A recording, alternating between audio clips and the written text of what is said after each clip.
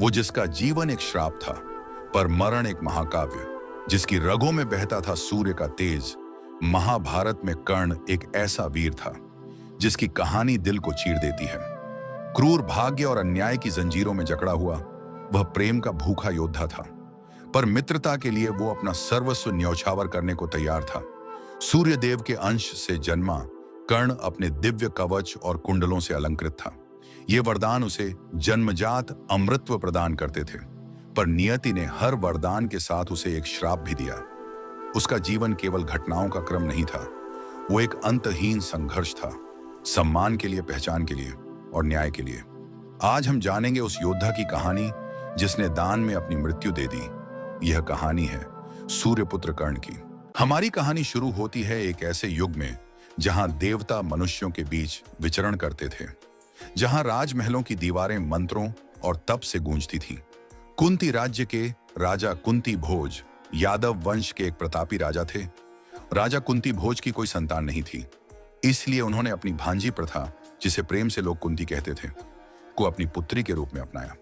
कुंती में बचपन से ही एक विशेष गुण थे, सेवा, विनम्रता और गहरी श्रद्धा। इसी बीच एक दिन उनके महल में आए महान तपस्वी ऋषि दुर्वासा पधारे। उनका तेज, उनका ज्ञान जितना प्रभावशाली था, उतना ही उनका क्रोध भी प्रसिद्ध था। दुर्वासा ऋषि को प्रसन्न करना आसान नहीं था, लेकिन यदि प्रसन्न हो जाए तो उनका आशीर्वाद जीवन की दिशा बदल सकता था। राजा कुंती भोज ने ऋषि दुर्वासा की सेवा का दायित्व कुंती को सौंपा। यह एक गहन जिम्मेदारी थी। कुंती ने पूरे समर्पण, विनम्रता और धैर्य से ऋषि की सेवा की। हर छोटे से छोटे कार्य में श्रद्धा। ऋषि संतुष्ट हुए और जाते जाते उन्होंने उस कन्या को एक दिव्य मंत्र दिया, एक ऐसा वरदान जिससे वह किसी भी देवता को आह्वान कर सकती थी और वह देवता स्वयं प्रकट होकर उसे संतान देंगे। कुंती ने उस वरदान को स्वीकार किया, पर उस समय उसे इस दिव्यता की गंभीरता का अनुमान नहीं था। एक अविवाहित कन्या के लिए यह मंत्र केवल शक्ति नहीं था, भाग्य का एक जटिल जाल बनने वाला था।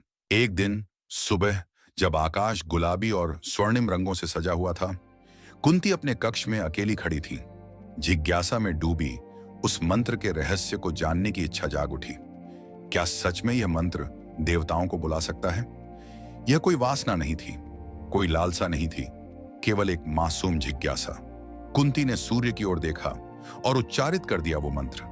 क्षण भर में वातावरण बिजली सा थरथरा उठा। सूर्यदेव स्वयं प्रकट हुए। उनका रूप असहनीय तेज से चमक रहा था। समस्त कक्ष प्रकाश से भर गया। कुंती भयभीत थी, विस्मित थी, पर यह चमत्कारिक घटना अभी समाप्त नहीं हुई थी। सूर्य बोले, जिसे भी यह मंत्र बुलाता है उसे उस देवता से संतान प्राप्त होती है। कुंती स्तब्ध रह गई। वह केवल परख रही थी, पर अब यह एक अटल दैविक सत्य बन चुका था। कुछ ही क्षणों में कुंती ने एक बालक को जन्म दिया। यह एक साधारण शिशु नहीं था। उसके शरीर पर प्राकृतिक स्वर्ण कवच था और दिव्य कुंडल कानों में चमक रहे थे। वह शांत था, तेजस्वी था, जैसे सूर्य का प्रतिरूप हो। यह था सूर्य का पुत्र कर्ण, परंतु दुनिया यह कैसे समझती? कुंती अविवाहित है, भले ही वह आज भी कन्या थी। देवता से उत्पन्न यह संतान समाज के लिए अपवित्र मानी जाती। वह अभी अविवाहित थी और विवाह से पूर्व संतान का जन्म समाज में उनके और उनके परिवार के लिए कलंक और अपमान का कारण बन सकता था। उनकी मातृत्व की खुशी पर समाज के कठोर नियमों और भय ने गहरी छाया डाल दी। कुंती एक असंभव निर्णय के सामने थी। अपने पुत्र को स्वयं पालने में असमर्थ, उन्होंने उसे त्यागने का हृदय विदारक निर्णय लिया। कुंती ने शिशु को एक बांस की टोकरी में रखा, कोमल कपड़ों में लपेटा। क्षमा करना पुत्र, मैं तुम्हें छोड़ नहीं रही, मैं तुम्हें सौंप रही हूं उन देवताओं को जिन्होंने तुम्हें भेजा। कुंती ने टोकरी को अश्वनदी नदी में धीरे से प्रवाहित कर दिया। नदी शांत थी। उस दिन वह एक देव पुत्र को ले जा रही थी। बिना डगमगाए, बिना डूबे वह टोकरी बहती रही। दिन के प्रकाश में, रात के सितारों के नीचे वह बालक एक अलौकिक संरक्षण में यात्रा करता रहा। नदी बदलती रही, अश्वनदी से चरमवती, फिर गंगा की ओर। आखिरकार वह टोकरी हस्तिनापुर के समीप बहते जल में एक सारथी अधिरथ को दिखाई दी। शायद वह जल भरने आए थे या प्रातः स्नान के लिए। उन्होंने टोकरी को बाहर निकाला और उसमें देखा एक बालक, शांत मुस्कुराता हुआ, स्वर्ण कवच और कुंडल से चमकता हुआ। नदी में बहती उस टोकरी से जब अधिरथ ने उस शिशु को उठाया, मानो स्वयं सूर्य ने उसे अपनी गोद सौंप दी हो। अधिरथ एक सूत था, हस्तिनापुर की राज परिवार की सेवा में रथ चलाता था। वह एक ईमानदार, निष्ठावान और दयालु व्यक्ति के रूप में जाना जाता था। अधिरथ दौड़ते हुए घर पहुंचा और जैसे ही राधा ने उस बच्चे को अपनी गोद में लिया, वह स्तब्ध रह गई। उस बालक का चेहरा, उसका तेज, उसके स्वर्ण कुंडल और दिव्य कवच मानो हर उस प्रार्थना का उत्तर थे जिसे राधा ने वर्षों तक देवताओं से मांगा था। उसकी आंखों से खुशी के आंसू बहने लगे। उन्हें नहीं पता था कि यह बालक किस राजमहल, किस आकाशीय शक्ति या किस विवश मां के गर्भ से आया था। पर उस क्षण वे कोई प्रश्न नहीं पूछना चाहते थे। उन्हें सिर्फ एक ही बात पता थी, देवताओं ने उन्हें पुत्र दिया है। उस नवजात को नाम दिया गया वासुसेन, जिसका अर्थ था धन से जन्मा, क्योंकि वह सचमुच सोने की संपत्ति के साथ जन्मा था। वर्षों बाद लोग उसे राधेय कहने लगे, राधा का पुत्र, और समय के साथ दुनिया उसे एक और नाम से पहचानने लगी, कर्ण। उन्होंने उसे अपने रक्त की तरह पाला। वह उसके कवच और कुंडलों को देखकर आश्चर्यचकित रहते, भले ही उनके अर्थ उन्हें समझ न आते, पर वे जानते थे कि यह बालक असाधारण भाग्य लेकर आया है। त्यागा गया एक देवपुत्र, अपनाया गया एक रथ चालक का बेटा, लेकिन यही उसकी कहानी का प्रारंभ था। यही विरोधाभास उसकी ताकत बना। कर्ण का जीवन त्रासदी और गौरव का अद्वितीय मिश्रण था। जन्म एक वरदान से, त्याग एक विवश मां के आंसू से, और पालन एक रथी की गोद से। उसके रगों में राजाओं और देवताओं का रक्त बहता है, और एक दिन यही त्यागा गया बालक महाभारत के युद्ध का मार्ग तय करेगा। जैसे जैसे कर्ण सूत के घर में बड़ा हुआ, उसे राधेय यानी राधा का पुत्र के नाम से पुकारा जाने लगा। उसी घर में उसने विनम्रता, परिश्रम और उदारता के मूल्य सीखे। पालन पोषण भले ही साधारण था, पर कर्ण की असाधारण उत्पत्ति की झलक समय समय पर दिखाई देती रही। उसके शरीर पर जन्म से ही मौजूद वह स्वर्ण कवच और कानों में जड़े दिव्य कुंडल कभी अलग नहीं हुए। ये चिन्ह उसे उसके माता पिता की सामाजिक स्थिति से कहीं ऊपर की गरिमा प्रदान करते थे। अधिरथ और राधा ने धीरे धीरे महसूस किया कि उनका पुत्र किसी सामान्य रथी की संतान नहीं हो सकता। बचपन से ही कर्ण में कुछ अलग दिखने लगा था। गांव के लोग भी उसकी चमकती हुई बाल्यावस्था, कानों के कुंडल और रहस्यमयी जन्म को लेकर कानाफूसी करने लगे थे। वह अपनी उम्र से कहीं अधिक बलशाली था, सीखने में तेज और कम में भी उदारता बरतने वाला। कर्ण को सूर्य देव से गहरा जुड़ाव था। वह रोज सुबह जल्दी उठकर प्रार्थना किया करता। ये आदतें किसी साधारण बालक की नहीं थीं। ये तो उस आत्मा की पहचान थी जिसे किसी बड़े उद्देश्य के लिए गढ़ा गया था। उसकी वीरता की यात्रा किसी सामान्य योद्धा जैसी नहीं थी। वह स्वयं अपने आप को प्रशिक्षित कर रहा था। किशोर अवस्था तक आते आते वह धनुर्विद्या और युद्ध कला में अद्भुत कौशल प्राप्त कर चुका था। वह एक ऐसा योद्धा बन गया था जो ज्ञान का भूखा था, लेकिन सब कुछ स्वयं सीखकर आगे बढ़ रहा था। जैसे ही वह किशोरावस्था में पहुंचा, उसके भीतर एक अग्नि सी जलने लगी, योद्धा बनने की ज्वाला। भीष्म और परशुराम जैसे महायोद्धाओं की कथाएं उसके हृदय में स्वप्नों की तरह बस गई थीं। वह छिपकर अभ्यास करता, लकड़ी से धनुष बनाता, वृक्षों को लक्ष्य बनाकर तीर चलाता। उसे राजपाट की लालसा नहीं थी, उसे चाहिए था सम्मान। उसे अपने कौशल पर भरोसा था। उसे बस एक गुरु की तलाश थी। यह खोज उसे ले गई गुरु द्रोण के पास, जो कुरु राजकुमारों के शस्त्र गुरु थे। कर्ण ने पूरे विनय और आत्मविश्वास से उनके सामने निवेदन किया कि उसे उनके गुरुकुल में शिक्षा पाने दी जाए। लेकिन द्रोण ने कर्ण के संकल्प और मेहनत को नहीं देखा। उन्होंने देखा सिर्फ उसका वंश। एक रथी का पुत्र दिव्य अस्त्रों का ज्ञान नहीं पा सकता, द्रोण ने कठोरता से कह दिया। दरवाजा बंद हो गया। कर्ण टूट गया, क्योंकि उसके पास कौशल की कमी नहीं थी। कमी थी तो केवल उच्च कुल की पहचान की। यह उसके जीवन की पहली पर सबसे कड़वी चोट थी। एक ऐसा घाव जिसने उसका जीवन बदल दिया। लेकिन उस अस्वीकृति ने कर्ण को तोड़ा नहीं, उसने उसे गढ़ा। महानता प्राप्त करने की प्रबल इच्छा के साथ कर्ण ने अब अपनी दृष्टि एक और महान गुरु पर केंद्रित की, परशुराम। एक ऐसा योद्धा साधु जो दिव्य अस्त्रों के झाता तो थे ही, लेकिन क्षत्रियों के प्रति उनकी कटुता भी प्रसिद्ध थी।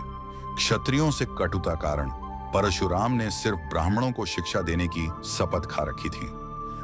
उन्होंने प्रतिज्ञा की थी कि वे किसी क्षत्रिय को कभी शिक्षा नहीं देंगे। परंतु कर्ण रुकने वालों में नहीं था। उसने एक बड़ा निर्णय लिया। वह ब्राह्मण का वेश धारण कर परशुराम के शिष्य बनेगा।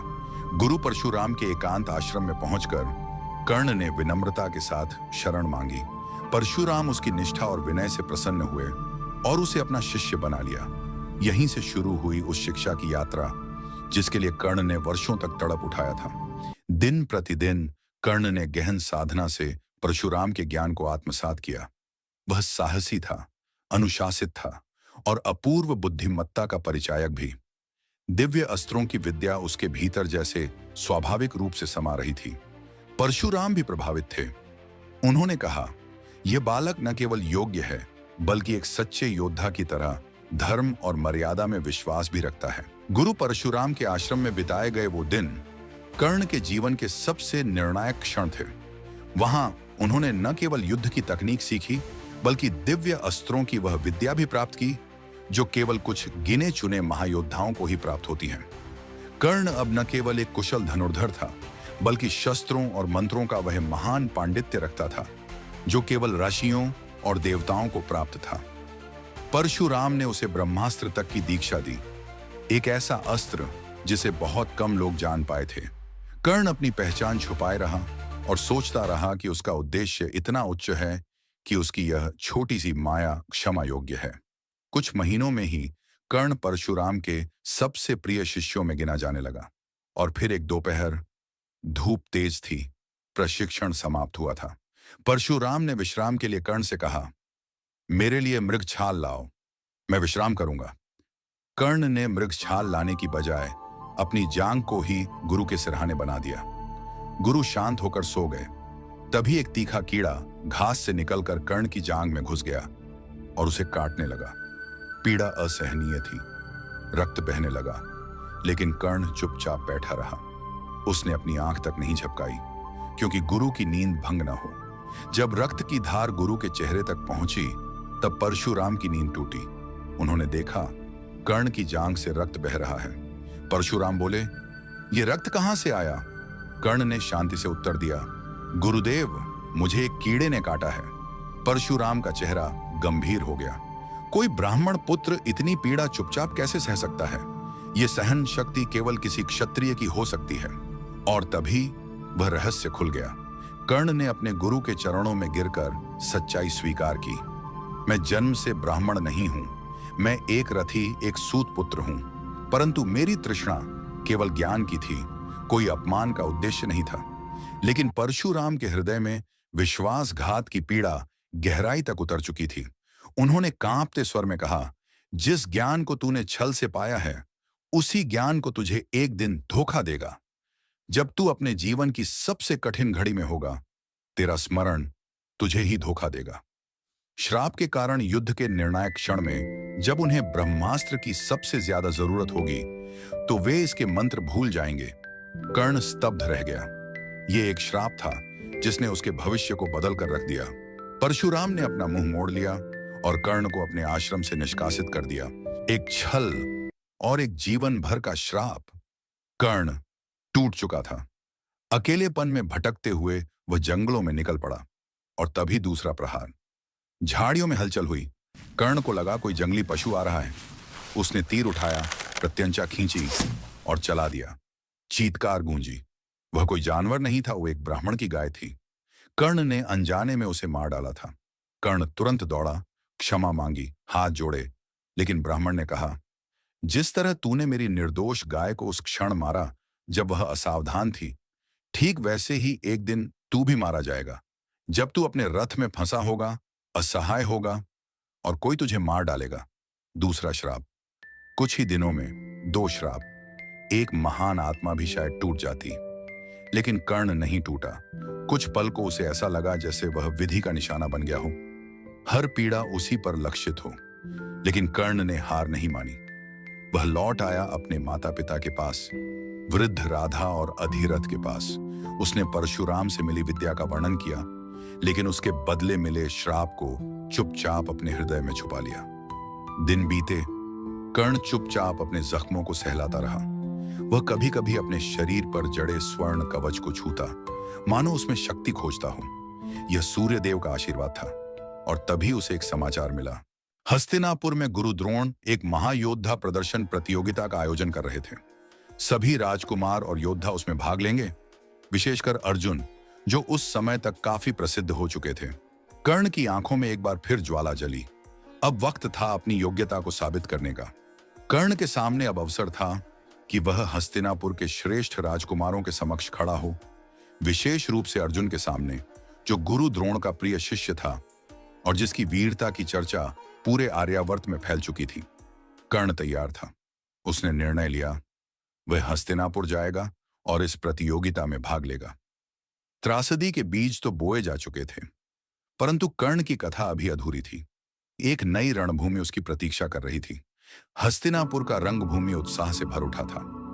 राजा धृतराष्ट्र के दरबारी, सभासद और नगरवासी बड़ी संख्या में एकत्रित हुए थे। यह कोई साधारण प्रतियोगिता नहीं थी। यह था वर्षों के प्रशिक्षण के बाद कौरवों और पांडवों के शस्त्र कौशल का सार्वजनिक प्रदर्शन। गुरु द्रोणाचार्य ने एक भव्य धनुर्विद्या प्रतियोगिता का आयोजन किया था। राजसभा में राजा धृतराष्ट्र विराजमान थे। आंखों से नहीं, लेकिन अपने सच्चे सेवक संजय के वर्णन से प्रत्येक दृश्य को सुन रहे थे। रानी कुंती, रानी गांधारी और अन्य राजमहल की स्त्रियां भी एक ऊंचे मंच से इस आयोजन को देख रही थीं, कुछ चिंता, कुछ गर्व और भविष्य की आशंकाओं के साथ। चारों ओर आम जनता भी जुटी थी। जनमानस इस प्रतियोगिता को केवल एक तमाशा नहीं, बल्कि महाकाव्य के भविष्य के पन्नों को अपनी आंखों से बनते देख रहा था। गुरु द्रोण की अगुवाई में एक एक करके सभी राजकुमार रंगभूमि में उतरे। सबसे पहले पांडवों में ज्येष्ठ युधिष्ठिर ने धनुर्विद्या का प्रदर्शन किया। एकाग्रता, संयम और निशाने पर तीव्र नियंत्रण। फिर बारी आई अन्य राजकुमारों की। कभी कोई तलवार घुमाता तो कोई भाले से निशाना साधता, कहीं ढाल का संतुलन दिखता तो कहीं गदा और जालियों का कौशल। यह केवल युद्ध कला नहीं थी, यह गौरव, परंपरा और भविष्य की परीक्षा थी। लेकिन तभी एक ऐसा क्षण आया जिसने पूरी रंगभूमि का तापमान बदल दिया। भीम पांडवों में द्वितीय और दुर्योधन कौरवों में ज्येष्ठ एक दूसरे के समक्ष गदा लिए रंगभूमि में उतर आए। उनकी प्रतिद्वंद्विता वर्षों पुरानी थी और आज वह गदा युद्ध की गर्जना में फूट पड़ी। भीम और दुर्योधन दोनों शेरों की तरह दहाड़ते हुए भिड़े। गदा की हर चोट में गूंज थी, आक्रोश था और एक अघोषित युद्ध की आहट भी। दर्शक दो पक्षों में बढ़ गए।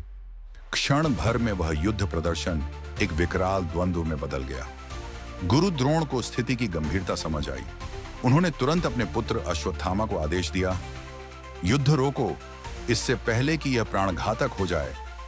युद्ध रुका, लेकिन रंगभूमि में अभी भी आवेश की ज्वाला जल रही थी। इस ऊर्जा को एक दिशा देने के लिए द्रोणाचार्य ने अब अपने सर्वश्रेष्ठ शिष्य का नाम पुकारा। अब बारी है अर्जुन की। द्रोण ने अर्जुन को न केवल अपने शिष्य के रूप में, बल्कि इंद्रपुत्र और शस्त्रों के अधिपति के रूप में प्रस्तुत किया। और फिर रंगभूमि में उतरे अर्जुन, पूर्ण युद्ध वेश में, धूप में चमकती हुई रजत कवचधारी काया, हाथों में गांडीव धनुष। उसकी चाल में आत्मनियंत्रण था, उसकी आंखों में विजेता का तेज। मध्याह्न का सूर्य जैसे बिजली की चमक से फट पड़ा हो, वैसा था अर्जुन का प्रवेश।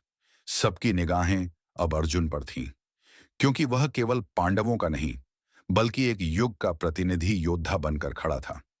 भीड़ में एक स्वर गूंजा, अब यह अर्जुन ही होगा जो कुरुवंश की रक्षा करेगा। मंच पर बैठे जन समूह की निगाहें अर्जुन पर टिकी थीं।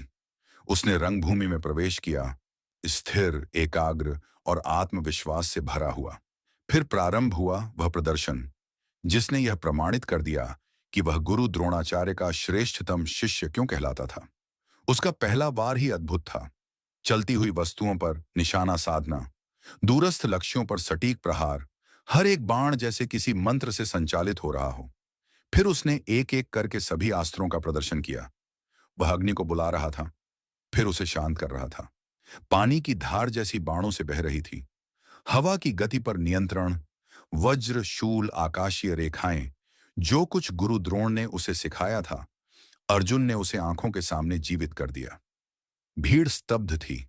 यह केवल एक धनुर्धर का प्रदर्शन नहीं था, यह एक दिव्य योद्धा की उपासना जैसी साधना का प्रत्यक्ष अनुभव था। जैसे ही अर्जुन का प्रदर्शन समाप्त हुआ, रंगभूमि तालियों और जयकारों से गूंज उठी। द्रोण का गौरव, इंद्र का पुत्र और कौरवों पांडवों के मध्य निर्विवाद श्रेष्ठता की मुहर। लेकिन उस दिन की कथा वहीं समाप्त नहीं हुई थी। भीड़ की गूंज थम रही थी। तभी रंगभूमि के द्वार पर एक छाया प्रकट हुई। सभी ने दृष्टि उस ओर मोड़ी। सूरज की किरणों में खड़ा था एक योद्धा। उसका शरीर पिघले हुए सोने से ढका हुआ प्रतीत हो रहा था और उसके कानों में लटकते कुंडल उसके आभा मंडल को दिव्य बना रहे थे। उसका चेहरा सूर्य की तरह चमक रहा था। उसकी चाल में था आत्मविश्वास, लेकिन साथ ही विनम्रता। गुरु द्रोण और कौरव पांडव भी चौंक गए। कौन था यह तेजस्वी युवक? तभी सभा में बैठे दुर्योधन अचानक उठ खड़ा हुआ। उसके चेहरे पर प्रसन्नता की आभा फैल गई। शायद उसे अपने जीवन का वह साथी मिल गया था। और मंच पर एक और चेहरा था जो हल्के से कांप गया था, रानी कुंती। उसके मन में एक आशंका उठी। क्या यह वही है? युवक आगे बढ़ा, शांत, स्थिर। पहले वह गुरु कृपाचार्य और गुरु द्रोण के पास गया और उन्हें प्रणाम किया, जैसे एक योग्य शिष्य करता है।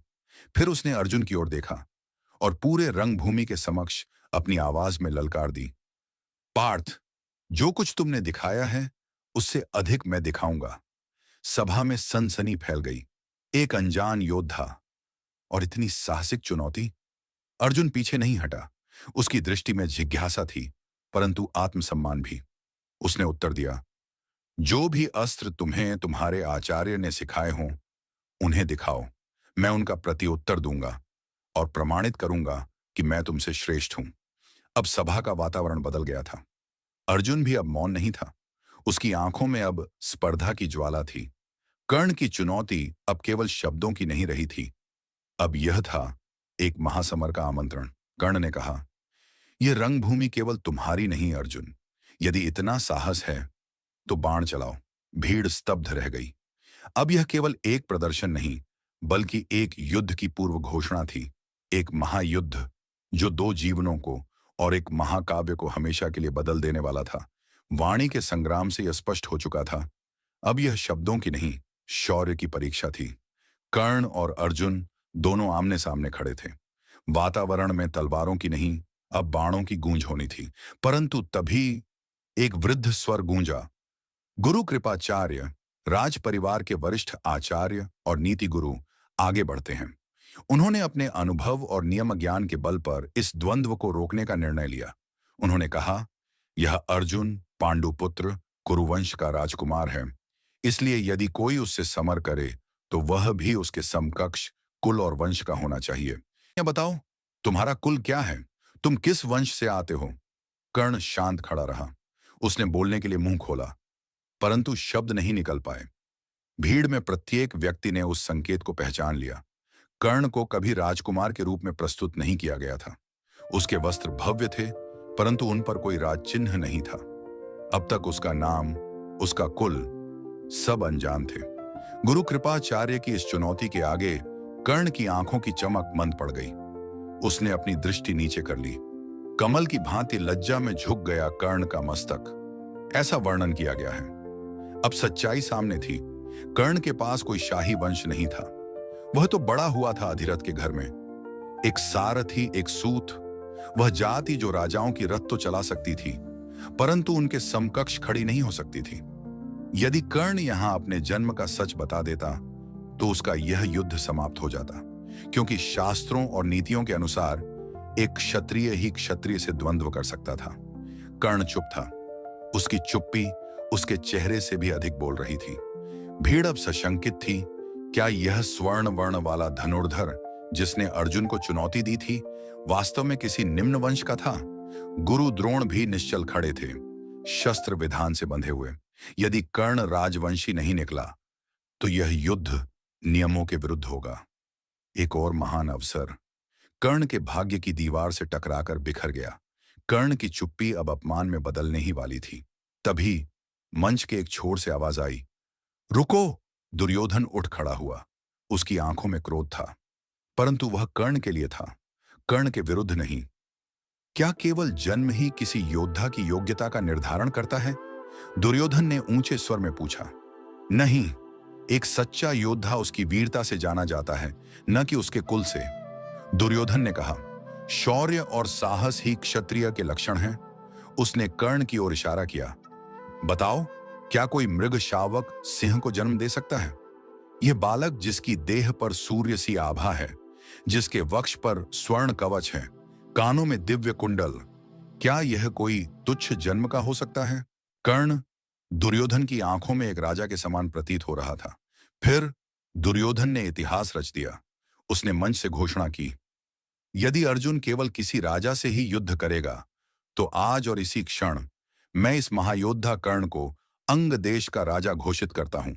सभा में एक पल के लिए सन्नाटा छा गया। राजा अंगराज कर्ण, यह घोषणा दुर्योधन के अधिकार में थी। दुर्योधन ने स्वयं कर्ण के मस्तक पर राज्याभिषेक की पगड़ी बांधी। सभा जो पहले स्तब्ध थी, और कर्ण, वह भाव विभोर था। उसने दुर्योधन की ओर देखा और कहा, हे नरसिंह, मैं आपके इस उपकार का बदला क्या दे सकता हूं? मेरे पास कुछ नहीं, बस मेरा जीवन है। मैं आपके आदेशों का पालन करूंगा और अंतिम सांस तक आपका सखा बना रहूंगा। दुर्योधन मुस्कुराया।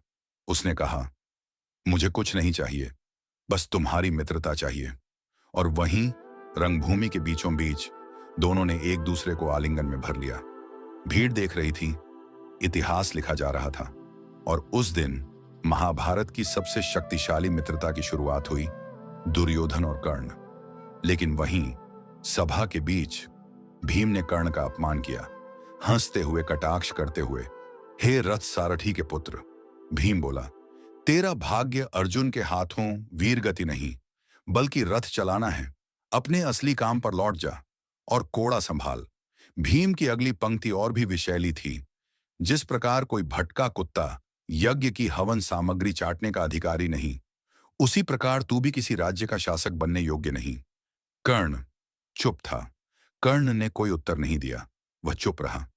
परंतु दुर्योधन खड़ा हो गया, आग की तरह। बस, उसने गरजते हुए कहा, एक योद्धा की प्रतिष्ठा उसके जन्म से नहीं, बल्कि उसकी वीरता से होती है। यदि कर्ण में क्षत्रिय की योग्यता है, तो उसे क्षत्रिय जैसा सम्मान भी मिलेगा, चाहे उसका जन्म कोई भी हो। फिर दुर्योधन ने समस्त सभा को चुनौती दी। यदि कोई भी यह सहन नहीं कर सकता कि कर्ण आज अंग का राजा है, तो वह सामने आए, अपना रथ सजा ले, धनुष चढ़ा ले और युद्ध करे। सभा मौन हो गई। न कोई राजकुमार उठा, न कोई योद्धा। उस चुनौती के आगे दुर्योधन ने समाज की सारी रूढ़ियां तोड़ दी। कर्ण अब अकेला नहीं था, अब वह एक स्वीकृत योद्धा था, जिसके पीछे खड़ा था हस्तिनापुर का युवराज स्वयं। सूरज अब क्षितिज को छू रहा था, प्रकाश मंद हो चुका था। नियमों के अनुसार संध्या के बाद युद्ध प्रदर्शन की अनुमति नहीं थी। घोषणा हुई, दिवस का युद्ध प्रदर्शन समाप्त। परंतु इस दिन की स्मृति शाम तक सीमित नहीं रही। सभा के लोग लौट रहे थे, परंतु उनके मन में अब द्वंद्व था। क्या अर्जुन आज भी श्रेष्ठ था, या वह योद्धा जिसे किसी ने पहचाना तक नहीं? कर्ण, जो अर्जुन की समकक्षता तक पहुंचा और एक राज्य अर्जित कर गया, क्या वही सच्चा विजेता था? यह रंगभूमि की समाप्ति नहीं थी, बल्कि आरंभ था एक युगांतरकारी कथा का, जहां पांडव और कौरवों की नियति अब कर्ण के साथ जुड़ चुकी थी। कर्ण का राज्याभिषेक तो हुआ था, पर सबसे गहरी हलचल किसी और के भीतर थी। रानी कुंती चुपचाप उस भव्य सभा से बाहर निकल रही थी, लेकिन उनके मन में एक तूफान उमड़ रहा था। भीड़ के बीच से उन्होंने उस युवक को देखा, जो अब अंग देश का नवनियुक्त राजा था। वही युवक जिसे उन्होंने कभी अपने गर्भ से जन्म दिया था, जिसे कभी एक पाप समझकर नदी की धाराओं के हवाले कर दिया था। आज वह उनके सामने खड़ा था, सुवर्ण कवच और दिव्य कुंडलों के साथ, उसी पहचान के साथ जिससे वह मां उसे कभी भूल नहीं सकी। उस पल में कुंती की आंखों में पीड़ा भी थी और गर्व भी। कर्ण जीवित था। वह न केवल जीवित था, बल्कि सम्मानित भी था। एक योद्धा, एक राजा। उसका कद और यश अब पूरे आर्यावर्त में फैल चुका था। लेकिन इसी गर्व के नीचे छिपा था एक डर, एक ऐसा भय जो उसकी आत्मा को झकझोर रहा था, क्योंकि अब वह जान चुकी थी अर्जुन और कर्ण दोनों उसके पुत्र हैं। दो योद्धा जो आज आज ही आमने सामने युद्ध करने वाले थे। और यदि यह पहचान आज उजागर हो जाती तो क्या होता? दुर्योधन के माध्यम से वह अंग का राजा बना और औपचारिक रूप से कुरु राज परिवार में सम्मिलित हो गया। उसी दिन से कर्ण ने अपने जीवन की सबसे बड़ी प्रतिज्ञा ली, दुर्योधन के प्रति निष्ठा। उस एकमात्र व्यक्ति के लिए जिसने तब उसका हाथ थामा था जब पूरी दुनिया ने उसे ठुकरा दिया था। दुर्योधन ने कर्ण में न केवल एक मित्र देखा, बल्कि एक ऐसा सेनापति भी पाया जो पांडवों के प्रभाव को चुनौती दे सकता था। राजनीतिक रूप से यह कदम चतुर भी था और साहसी भी। अब हस्तिनापुर की शक्ति संतुलन की धुरी झुकने लगी थी। कर्ण भी अब केवल एक योद्धा नहीं रहा, वह एक रणनीतिकार बन चुका था। एक ऐसा योद्धा जो कुरु राजनीति में दुर्योधन का सलाहकार और सबसे बड़ा विश्वास पात्र था। कर्ण का भाग्य अब केवल उसकी तलवार की धार से नहीं, बल्कि उसकी निष्ठा से भी तय होना था। समय बीतता गया, पर अपमान की वो स्मृतियां नहीं मिटी। हर बार जब उसे सूत पुत्र कहकर बुलाया गया, हर बार जब अर्जुन को श्रेष्ठ बताया गया, उसके भीतर की ज्वाला और भड़क उठी। वह दुर्योधन के साथ हर योजना में, हर छल में, हर प्रतिशोध में शामिल रहा, लाक्षागृह से लेकर सभा की शर्तों तक। और इस प्रकार अर्जुन और कर्ण की प्रतिद्वंद्विता अब केवल वैयक्तिक नहीं रही, वह एक युग की कहानी बन गई। कुरु वंश की राजनीति में दो धाराएं बन चुकी थीं, एक धर्म के नाम पर और एक स्वाभिमान के लिए उठे हुए एक तलवार के नाम पर। अब कर्ण एक अनाम योद्धा नहीं रहा था, वह अब एक राजा था। उसका नाम अब केवल वीरता से नहीं, राज सत्ता से भी जुड़ गया था। लेकिन भाग्य को अभी और परीक्षा लेनी थी, क्योंकि उसकी अगली परीक्षा युद्ध भूमि पर नहीं, बल्कि एक सभा में होने वाली थी, पांचाल की सभा में, जहां एक स्त्री का एक वाक्य उसकी आत्मा को फिर से झकम देने वाला था। राजा द्रुपद ने अपनी पुत्री द्रौपदी के लिए एक भव्य स्वयंवर का आयोजन किया था। भारतवर्ष के कोने कोने से वीर राजकुमार और महारथी वहां उपस्थित थे, क्योंकि जो भी इस चुनौती को पार करता वही द्रौपदी का पति बनता। चुनौती सरल थी परंतु असंभव सी। एक विशाल धनुष को चढ़ाना और फिर एक घूमती हुई मछली की आंख को केवल तेल में पड़ती उसकी परछाई देखकर तीर से भेद देना। सामान्य पुरुषों के लिए यह कार्य नहीं था। एक एक करके कई वीर आए, कई राजाओं ने प्रयास किया, पर कोई सफल ना हो सका। तभी वहां एक दिव्य आभा से चमकता हुआ योद्धा आगे बढ़ा, कर्ण। कर्ण ने बिना किसी संकोच के धनुष उठाया और केवल एक ही प्रयास में उसे चढ़ा भी दिया। सभा स्तब्ध थी, वह तीर उठाने ही वाला था। विजय उसके एक क्षण भर की दूरी पर थी। तभी एक स्वर गूंजा, साफ, दृढ़ और चुभता हुआ, मैं किसी सूत पुत्र से विवाह नहीं करूंगी। ये आवाज स्वयं द्रौपदी की थी। उसने कर्ण की ओर देखकर पूरे दरबार के समक्ष यह वाक्य बोला। सभा सन्न हो गई, शब्द हवा में ठहर गए। कर्ण का हाथ वहीं रुक गया। धनुष अब भी उसके हाथ में था, परंतु उसका गौरव टूट चुका था। कर्ण कुछ न बोला, न विरोध किया, न रोष जताया।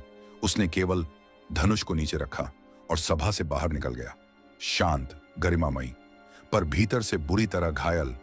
उस अपमान ने कर्ण के हृदय में एक घाव छोड़ दिया जो जीवन भर नहीं भरा। यह क्षण कर्ण के भीतर एक ऐसी चिंगारी छोड़ गया था जो वर्षों बाद कौरव दरबार की सबसे अंधकारमय घटना के रूप में जाना जाएगा।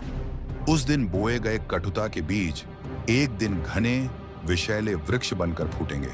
कुछ ही क्षणों बाद एक ब्राह्मण वेशधारी युवक आगे बढ़ा, धनुष उठाया और लक्ष्य भेद दिया। वह अर्जुन था। द्रौपदी को अब उसका पति मिल चुका था, पर उस स्वयंवर ने केवल एक विवाह नहीं जोड़ा, बल्कि एक शत्रुता की नींव भी रख दी। समय बीतता गया, राज्य बने, राज्य गिरे, परंतु कर्ण की निष्ठा दुर्योधन के प्रति अटूट रही। और जब पांडवों को नष्ट करने की योजना बनी, एक षड्यंत्रपूर्ण जुए की सभा में, तो कर्ण चुपचाप पर पूर्ण रूप से दुर्योधन के साथ खड़ा था।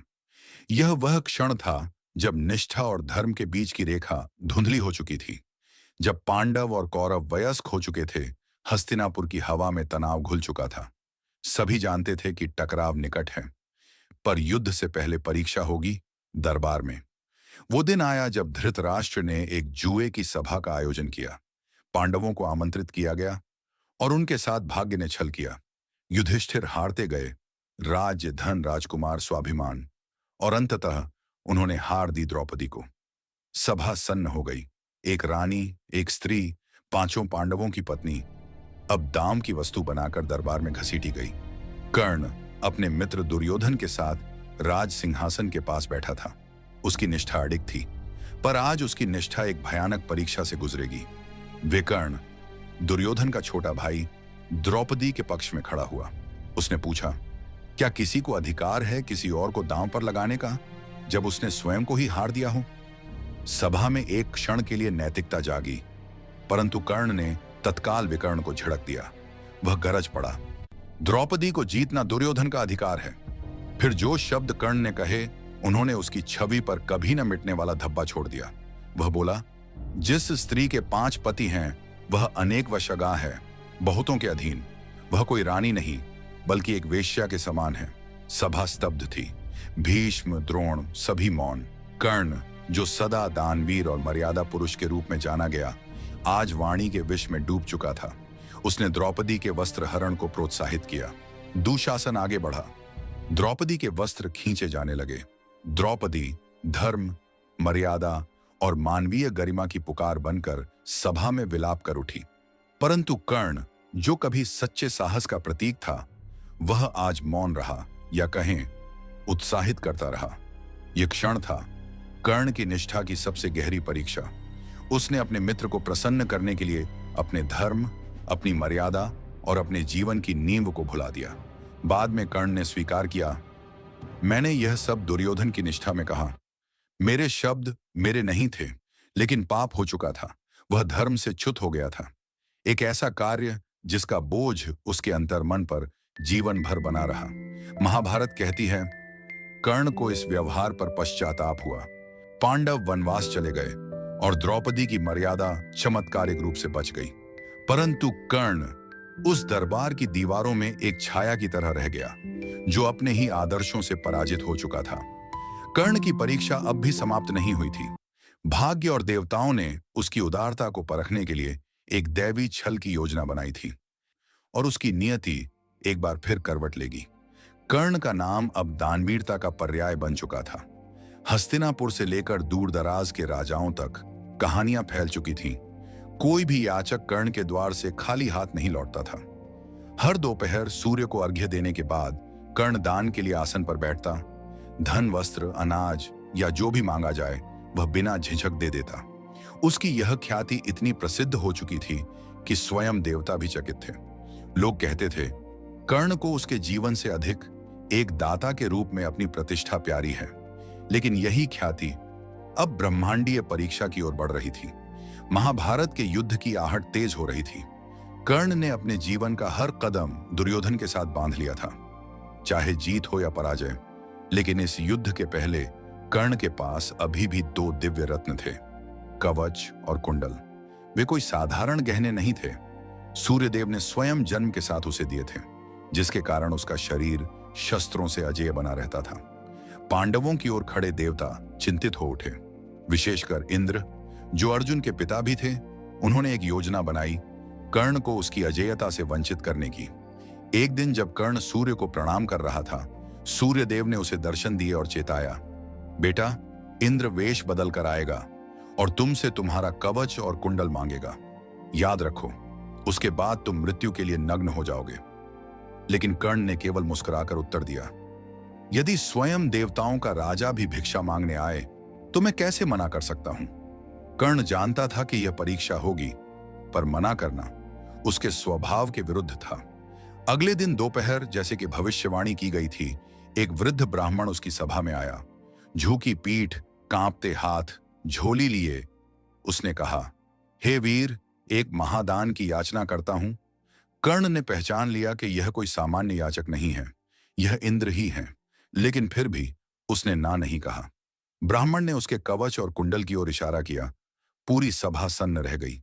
यह तो जीवन मांगा जा रहा था, लेकिन बिना एक पल की झिझक के कर्ण ने अपने शरीर से कवच चीर कर निकाला, अपने कानों से कुंडल उतारे और रक्त से सने हुए उन दिव्य उपहारों को सौंप दिया। इंद्र विस्मित थे।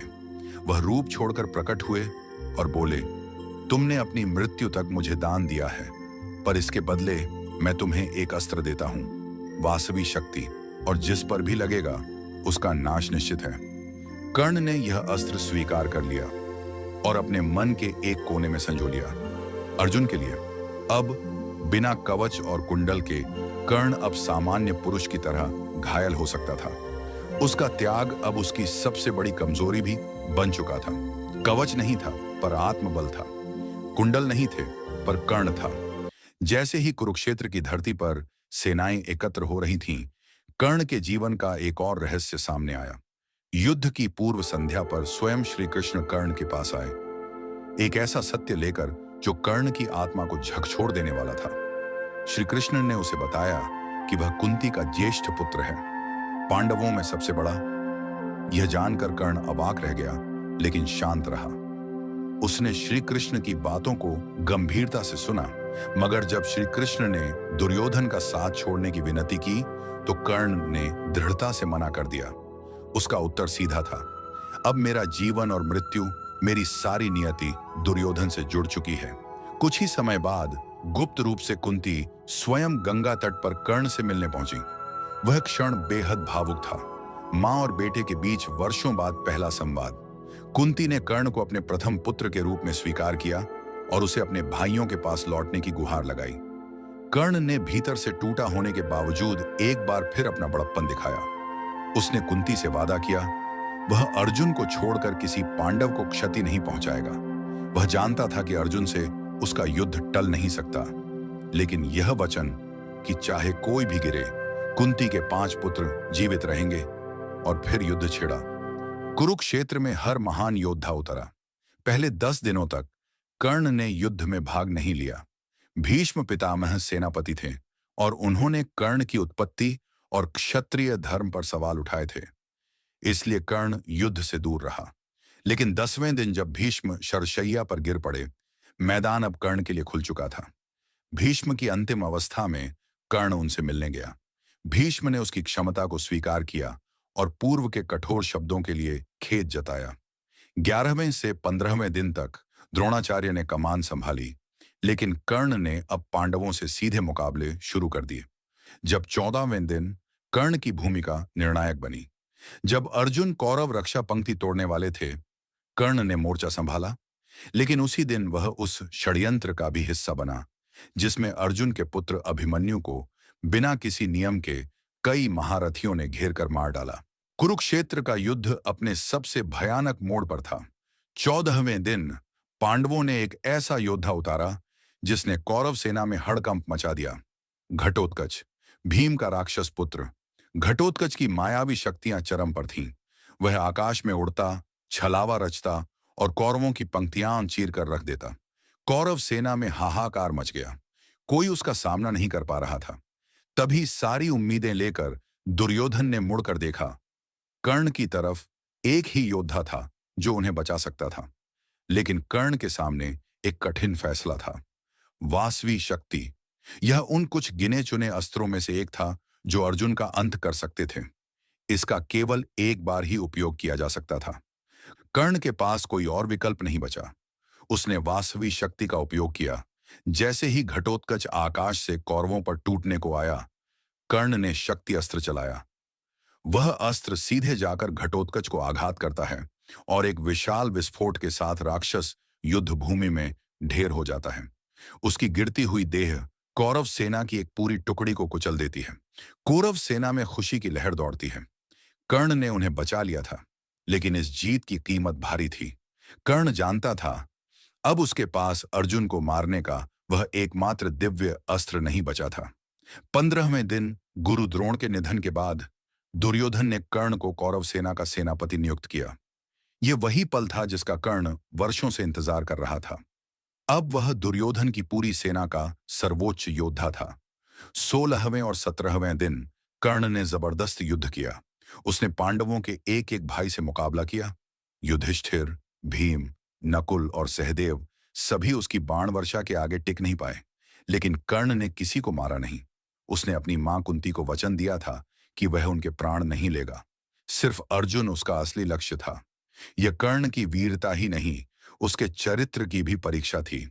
पांडवों के लिए कर्ण एक भयावह शत्रु बन चुका था, जबकि कौरवों के लिए वह आशा की अंतिम किरण था। उसके बाण अग्नि की तरह गिरते, उसका रथ युद्ध भूमि पर बिजली की तरह दौड़ता, और हर योद्धा जो उसका सामना करता या तो मारा जाता या पीछे हट जाता। 17वें दिन की शाम सूर्य अस्त हो रहा था और युद्ध भूमि पर दो महान योद्धा आमने सामने खड़े थे। एक ओर अर्जुन रथ पर कृष्ण सारथी बनकर खड़े, और दूसरी ओर कर्ण जिसका रथ शल्य चला रहे थे। यह वही क्षण था जिसका इंतजार वर्षों से था। एक पुरानी दुश्मनी अब अंतिम मोड़ पर थी। दोनों धनुर्धर अपनी कला के शिखर पर थे। आकाश बाणों से भर गया। कर्ण ने परशुराम द्वारा प्राप्त विजय धनुष से प्रहार किया। अर्जुन ने गांडीव से उसका हर वार रोका। एक के बाद एक दिव्यास्त्र चलाए गए, आकाश में ही टकराते, फटते। युद्ध भूमि थम गई थी। देवता तक देख रहे थे, लेकिन युद्ध का आखिरी पत्ता अब भी बचा हुआ था, भाग्य। जैसे ही युद्ध तेज हुआ, कर्ण के पुराने शापों ने अपना असर दिखाना शुरू कर दिया। अचानक उसके रथ का पहिया नरम मिट्टी में धंस गया। कर्ण ने घोड़ों को संभालने की कोशिश की। शल्य ने रथ खींचा, पर पहिया हिला तक नहीं। यही वह पल था जिसकी भविष्यवाणी उस ब्राह्मण ने की थी, जिसकी गाय कर्ण से गलती से मारी गई थी। कर्ण ने जल्दी से ब्रह्मास्त्र उठाया ताकि आखिरी वार अर्जुन पर कर सके, लेकिन याद नहीं आया, मंत्र ही भूल गया। परशुराम का शाप अब साकार हो गया था।